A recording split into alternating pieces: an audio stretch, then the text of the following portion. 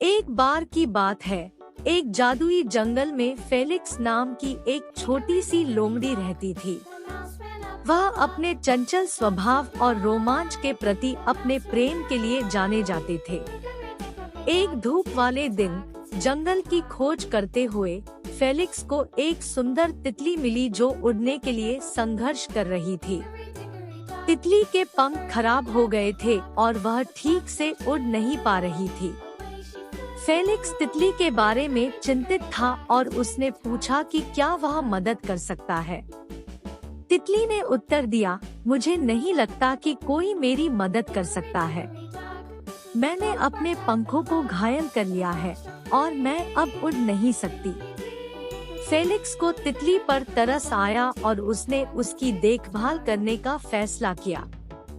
वह तितली को अपनी मांद में ले गया और उसके लिए आरामदायक बिस्तर बनाया। वह तितली के खाने के लिए कुछ फल और फूल भी लाया। फेलिक्स की दया के लिए तितली खुश और आभारी थी। दिन बीतते गए और फेलिक्स ने प्यार और देखभाल के साथ तितली की देखभाल की। वह तितली के साथ खेलता था और उसे जंगल में अपने कारनामों की कहानियां सुनाता था। फेलिक्स की कहानियों और उनकी साहसिक भावना से तितली मोहित हो गई। एक दिन जब फेलिक्स और तितली धूप का आनंद ले रहे थे, पक्षियों के एक समूह ने उड़ान भरी।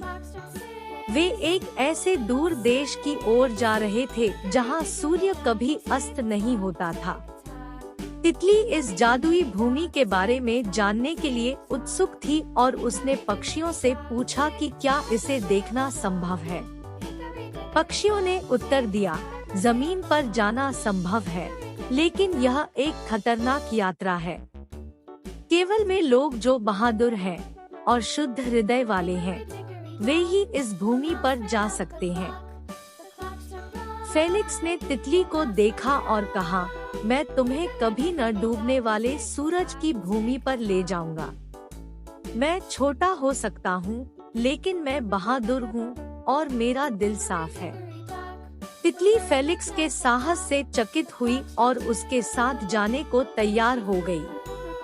फेलिक्स ने यात्रा के लिए कुछ फल और मेवे पैक किए और वे अपने साहसिक कार्य पर निकल पड़े।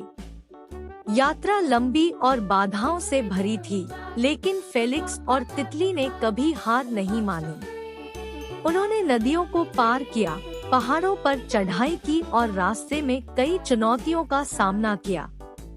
अंत में कई दिनों की यात्रा के बाद वे कभी न डूबने वाले सूरज की भूमि पर पहुँचे। भूमि जादुई और चमत्कारों से भरी थी। सूरज कभी अस्त नहीं होता था और आसमान हमेशा नीला रहता था।